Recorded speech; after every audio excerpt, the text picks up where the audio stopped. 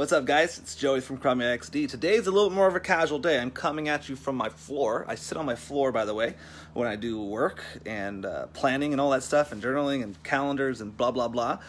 But today's going to be more of a casual day, casual Sunday, because this is what I do every single Sunday. And I want to talk quickly about kind of like my own testimonial and story and how this all came to be. And then kind of tell you what I do to also make that take it a step further. I know that's very ambiguous. Oblivious? No. Ambiguous. First, let me just show you here. We got some spectators napping. Got the kitty, got the doggy taking some sunbathing. Also, it looks like we have children, but we do not. These are all toys from the animals. Okay. And these, oh, by the way, I can't zoom in. Those books right there, Trackers and Helldivers and The Extinction Cycle, best fiction books ever. I recommend them. I read them all very quickly. Not a good thing. Kind of lost track of life for a little while while doing that. So really quick, just kind of going over what this is about. Basically, it's very simple. When I first started, or before I started training, I was a server at a restaurant called Lazy Dog Cafe. I loved it, by the way. I had a really great time, and I learned so many life skills from being a server. Actually, I think it should be a necessary requirement for people to become a server when they are doing life. Like, that should be your call, or your high school, basically. You should just screw grades, screw going to school and learning math, go be a server for a couple of years, and then you're going to learn a lot of life skills and people skills. Anyways, I started Krav Maga up, and I started training, started becoming proficient at it, started loving it, by the way. And one day, my instructor was like, hey, you know, you and your friend Kyle, you guys should think about joining our instructor program and teaching someday. And I remember that was like a big moment. I was like, whoa, you're saying I can teach this too? Like, that sounds awesome. Now, no. This doesn't mean run your own school. This just means teach a class and teach people how to do this awesome thing called Krav Maga. And so later down the line, I started teaching, becoming confident in that, started leading people and teaching them through this process of learning Krav Maga.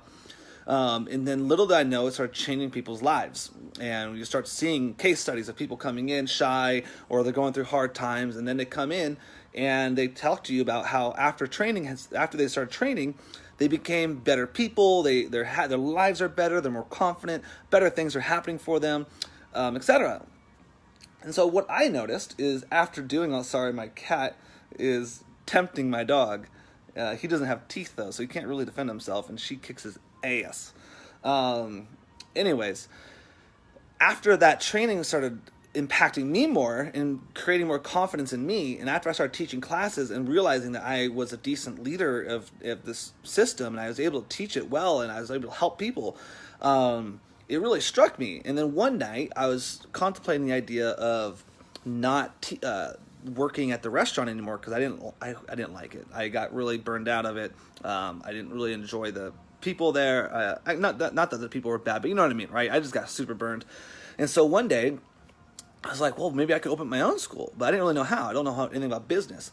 But because of training Krav Maga and the confidence I got, what you have to understand is when you know how to destroy people, like figuratively, well, actually realistically, but not saying you need to go around destroying people, but when you know how to fight this well, and you walk into a room or a conversation, and you have this in your brain and back of your mind, like, I can destroy anybody in this room. Not in a cocky way, it's just a fact.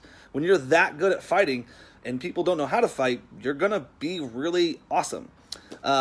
It gives you this weird confidence to carry yourself differently and to do things differently.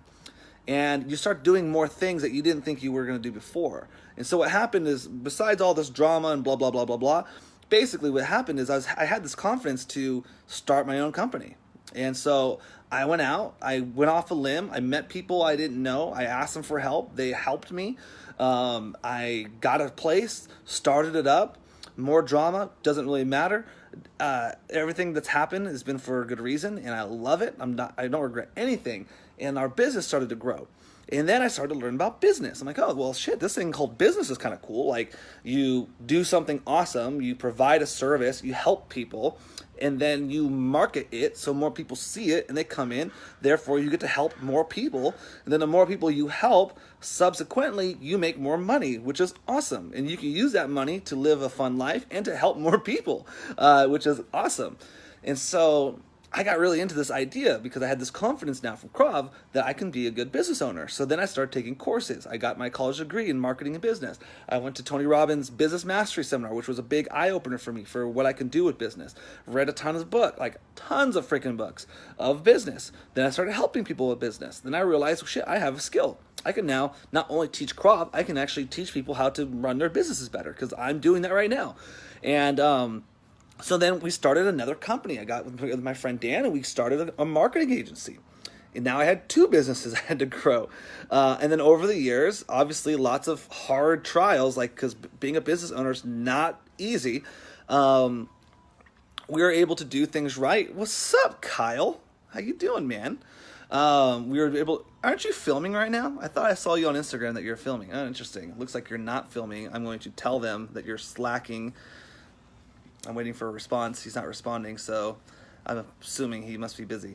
Anyways, after doing all of that, you start to realize that things can happen if you just do them. I know it's a really simple thing, but if you actually just do it, you can actually make it work. So one of the things I do every Sunday morning, one of the things that I think has attributed to the growth of both companies, by the way, is a weekly review. And I want to show you what that was. So the weekly review is I do it every Sunday without stopping. It's basically, I'm not going to show you what I'm writing because I have some stuff in there that are plans for the future and I can't reveal them just yet because they're secrets. But every single week, I come in and I write down my vision. So I actually sit down and I put some music on and I close my eyes and I actually imagine myself 5 years from now, actually 10 years from now, and I imagine myself talking to my future self for advice. Like, hey, what do you think I should do now? Here's what's going on. Here's the problems I got. And then my own advice comes back to me and I write down my next steps. Now, all this does, and I know it's kind of weird to talk to yourself, but all this does is helps you get a little clarity of really big picture things. Because a lot of times we're stuck in our own heads. So when I think, oh, what do I do now? Oh my God, and I'm stressing out. I'll do the little things, and those things don't help me out so much. So the big things really matter. So the forgiving somebody, or doing something like this, or taking the next step for that. That is the big things, and those help a lot. The next thing is I do a return and report. This is probably the most important. Oh, my flash is on. Most important part. You actually go back to last week. So I go to last week. So this is my last. Nope. That's my last week. All the stuff I did, all my to-dos and stuff. I'd go back and I'd say what worked. What worked, this is the worked section, in my physical life. So this is food, body, all that stuff. So last week, what worked for me is I worked out 5 times a week, and I ate really good lunches. Emotional, this is also like your spiritual self. So what worked? I started a new book from Richard Rohr called The Universal Christ. It's freaking awesome. That's kind of helping me with my spiritual life a little bit. Relational, what worked, and then you'd write down, I'm not going to tell you what worked, but we're going to write down all the positive things that happened last week. And financial, this is business or whatever, anything with your finances, what worked last week. And then you'd say, I made $30,000 in sales, I did all these cool things, we grew, blah, blah, blah. Okay, what didn't work? Physical, well, I didn't do any stretching. I try to stretch 3 times a week. I didn't do it all last week because I was lazy. Emotional, what didn't work in that section? What didn't work in relational? What didn't work in your financial? Maybe you didn't budget well and you went overdraft or something like I did on one of my accounts. Then you go to the commit section. This is all just last week, by the way. Okay, well, physical, I did well. I worked out 5 times a week, but I didn't stretch. So I'm going to commit next week to stretching at least 2 to 3 times a week, and I'm going to do it Monday, Wednesday, Friday. So I'd write that down, commit. Emotional, I'm going to do this. Relational, I'm going to fill up the love tank a little bit. Financial, I'm going to do XYZ to get me to be better with my finances. Maybe next week, if I went overdraft, I will learn a budget. Then, from the weekly vision, you take the next section. This is really the focus of what you need to do with the next steps of your life, right? So I call it the one domino. There's a book called The One Domino, or no, it's called The One Thing. I think he talks about the domino. It's either way. It's the one thing you need to work on that's going to take care of the other things. So for example, if you're not doing too well financially, maybe instead of just not spending money, you need to actually work on budgeting, or you need to work on making more money. Maybe that one thing you worked on is actually going to make all these other problems go away rather than focusing on the singular problems. So I would pick out my one domino. So maybe that's going to be, for me next week, it's going to be starting a new ad campaign with our new branding campaign we're doing for Krav Maga XD. So that would be like one thing I got to do next week. Here's the 4 actions that I need to take to get that done. So I'd actually schedule these and say, okay, step 1, I need to do this. Step 2, I need to do that. Step 3, I need to do this. And I'd put them all out. I'd actually write the date down, what day I'm going to do it. Then I'm going to do my 3 dates. So what do I want to do next week with myself? You have to do this stuff, man. You got to take time for yourself to do things. So with this, I usually will write down kayak on Friday. It's like $10 to rent a kayak down the street. I live next to the harbor in Newport Beach, or I'll do like a massage, or I'll do a hike, or whatever that is, a float tank session. You'd figure out the one thing you're gonna do, plan it. Then you'd go with your relationships if you have one. If you don't, maybe just relations with yourself. So this is what I call date night. I plan it out every Sunday. I would decide what we're gonna do. It's either gonna be Friday, Saturday, Sunday night. This is like, and by the way, this is really important. If you are in a relationship, date nights are critical. Not just, go out and get in your workout clothes and go get some Panda Express. I'm talking about like the date night. Like you're dressing up, you're putting on good clothes, you're shaving, you're just making yourself look freaking great, and then they're doing the same thing. You're going out to a nice restaurant. You don't need to spend all your money, but I would say don't be cheap and take them out. Make it good. This is the time where you're going to talk to each other. You're going to put your phones away. And this is the one time a week that you're going to spend together and flirt with each other and make it like a relationship and not like just a roommate partnership type of deal that's going on that I know a lot of you are doing. So date nights are important. So please do them. Next, family. If you have a family, this is, I do not have kids right now, but if I had kids, I would write down a family date, whatever you're going to do that week. I usually will pick something where I'll either call my mom on a video call, talk to my grandparents, do something with my dad. So this is like the family section. And then the last part is the why. Why is all this important? Why do I do all this? What is my final goals? Why? This why is going to help you drive to do the rest of the things. I do this every single Sunday, and this is what helps me grow both companies. Now, after that's done, this is the part that's open all week long on my desk. I would just list down all the things I need to do. First, I'd write down all of these things, the 4 actions, all the dates would be written down and what my commitments are. I'd write them all down first. Then I'd fill in the rest just with random things that I keep forgetting to do, that I need to do, that I keep putting on the back burner, or just random things that come up, because unfortunately life has a lot of shit involved. I'd put the priority down, what the project is. So this would be like the company, XD, or algorithm, or personal life, or whatever, what it is, when it's due, how much time it's going to take me. And if I can delegate it, I'll write down initials to someone I can delegate to, because that is very important.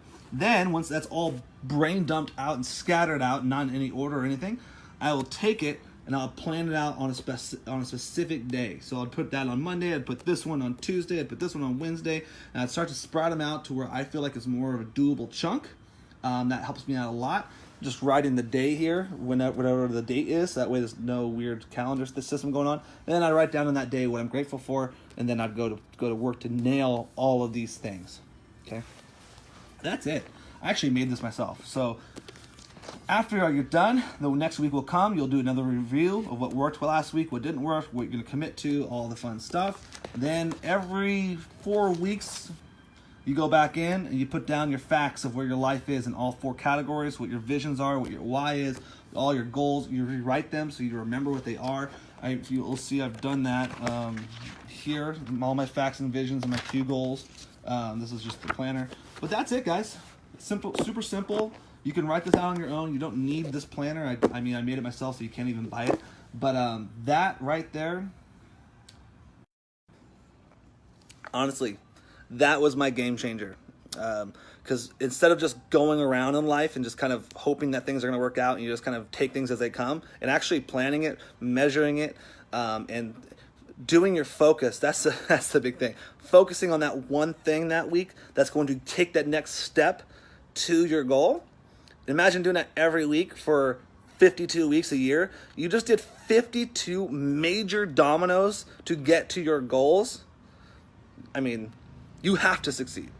Even if you give up and you start back up at focusing, you're going to succeed. You're not going to succeed if you don't have any plans, any direction, any focus, and you just kind of hope.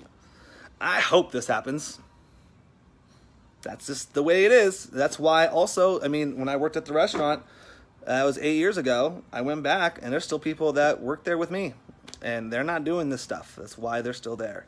I'm not saying the restaurant's bad. They're awesome people, but you see what I'm saying. There's a difference between producing and just going on with life. And I like to produce and build things for people. I like to create those communities and kind of provide that value. Now, that's just something that all came to me through Krav Maga. So I know it's kind of a very off and random video today, but it's Sunday. I thought it's Random Sunday, something brand new. It's annual. We're going to do that every year on March 17th. That the date? I think it is. All right, guys, I'm going to take off today. If you want to try the class, go to kravclass.com. So if you go to Krav, you can actually see this dog there because he is the mascot dog of Krav. You will not see this cat. No one sees this cat. Actually, this is a very rare sighting. Most people don't believe I have a cat when they come over because she doesn't come out. So, okay. All right, guys, have a wonderful rest of your Sunday.